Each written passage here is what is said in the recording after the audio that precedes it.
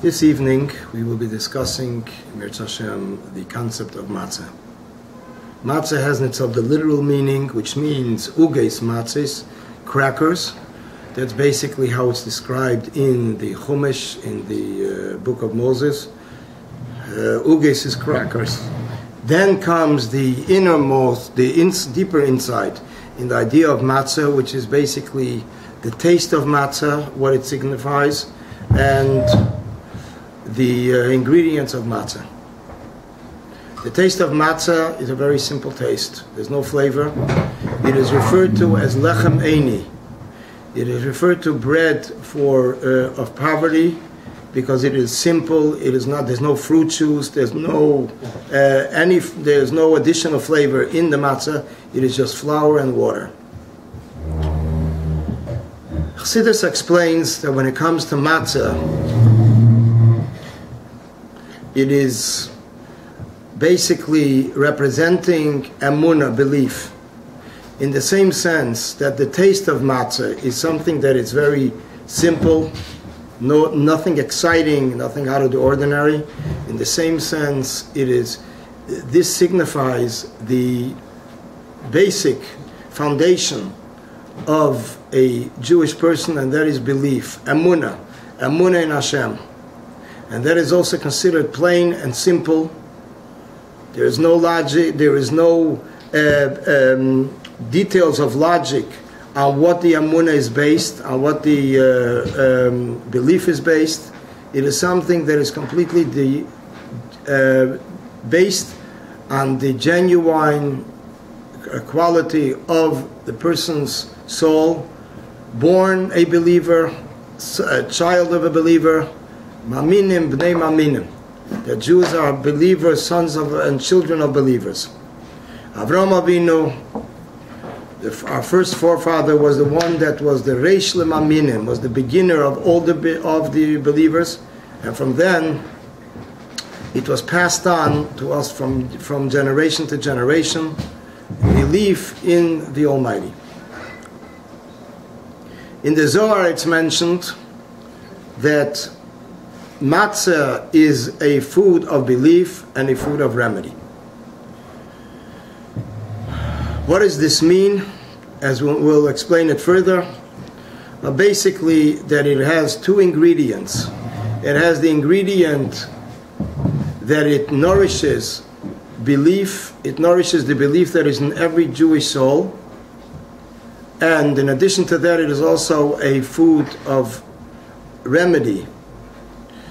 Primarily, we will discuss this evening matzah as the food of belief.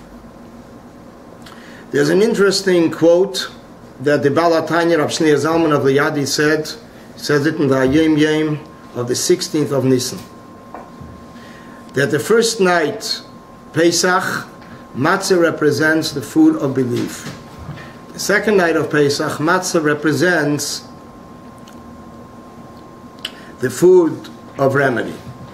And then the Alter Rebbe, Rav Shneur Zalman of Liadi says, this sequence, that first comes belief and then remedy, this is the healthy way. On the other hand, if the first night is remedy and the second night is belief, that shows that there was an illness from which a person recovered. In the words of the Alter Rebbe, in the words of Rav Shneur Zalman of Liadi, he says as follows: if the remedy brings the belief that he said, thank you Almighty for my remedy, then we know that there was a problem, that the person was sick and became cured. On the other hand, when emunah, belief, brings remedy, then we know that originally, in the first place, a person was not sick. It was through remedy that a person was carried on to on a higher standard, and therefore he did not have to go. It did not need to go through and experience an illness. God forbid. There's a famous discourse of Rav Shneur Zalman of Liadi discussing matzah. This discourse is one that many young students already study it. This is one of the basic discourses in yeshivas. And that is, the Alter Rebbe asks a few basic questions on the idea of matzah. On one hand, we find a contradiction in regards to matzah. The reason we eat matzah.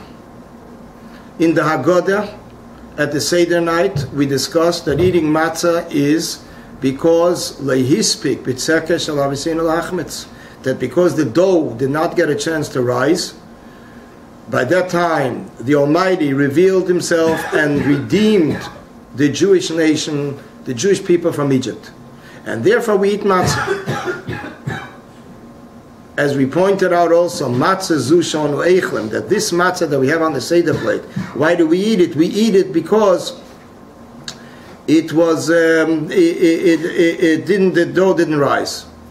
So Rav Shneur Zalman of Liadi asked the question. He says, how could we say that this is the reason? We have a commandment to eat matzah the night of Pesach. Bo'erev teichlu matzahs. In the evening you should eat matzah.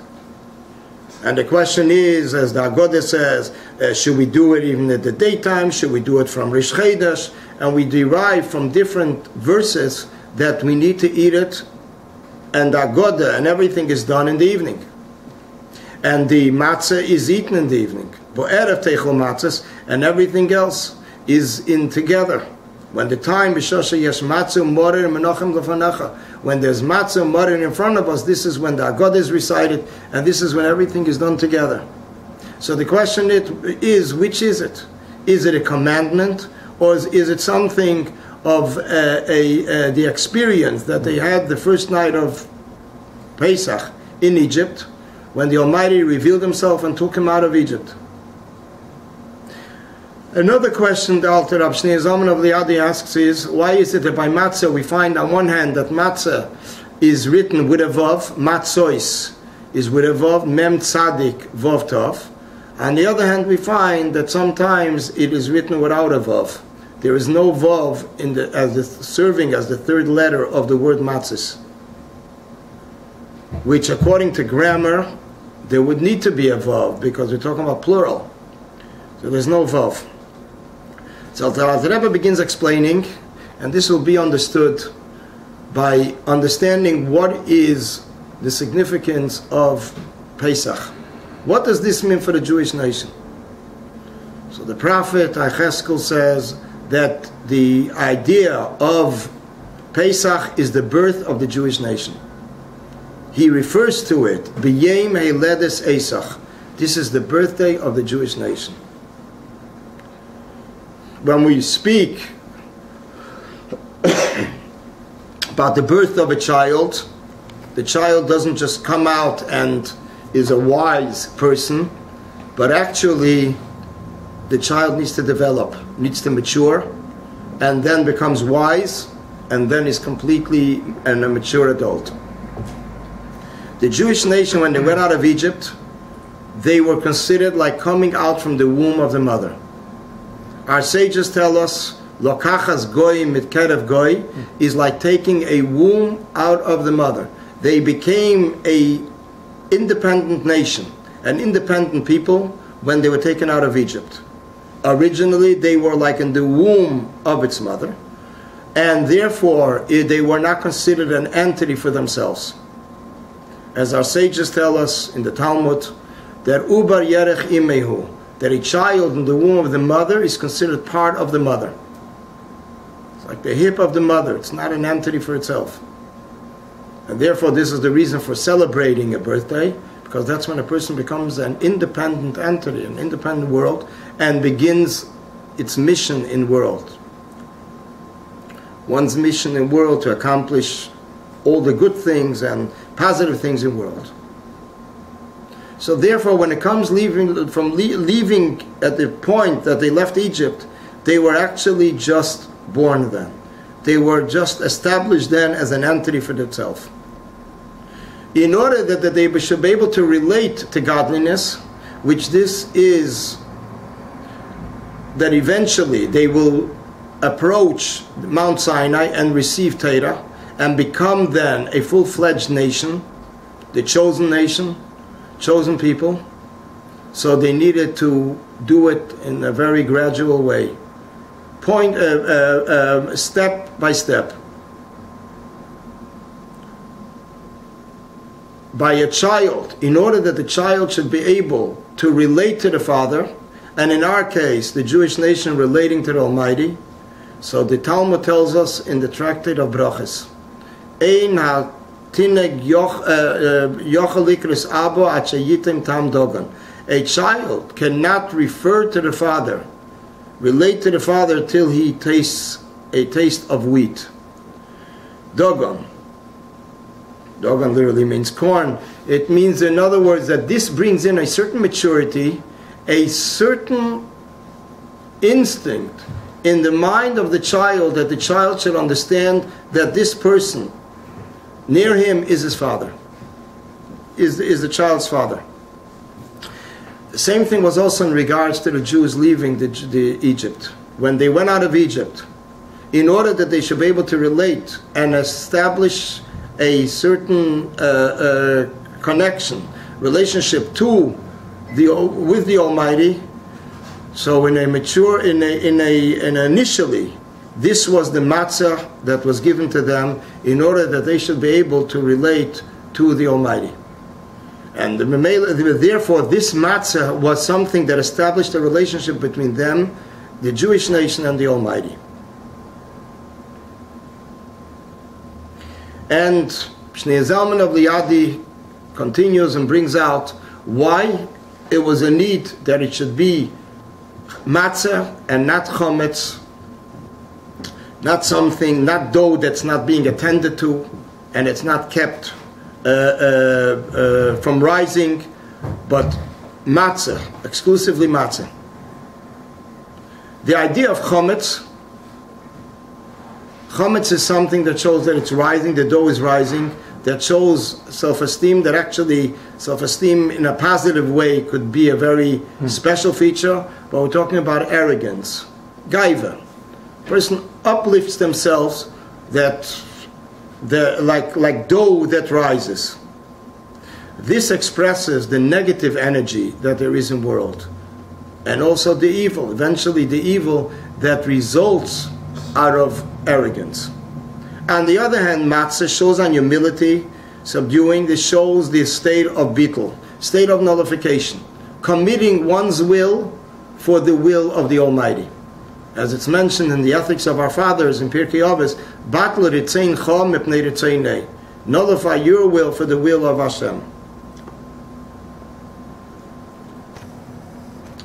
So the Alter Rebbe continues and says that originally when they were in the exile of Egypt, they were in a very low state. Actually, it says even that if the redemption would have been delayed, even the time that it takes the eye to blink, they could have sunk into the 50th gate of impurity. And therefore, this is basically, they found themselves in a very low state.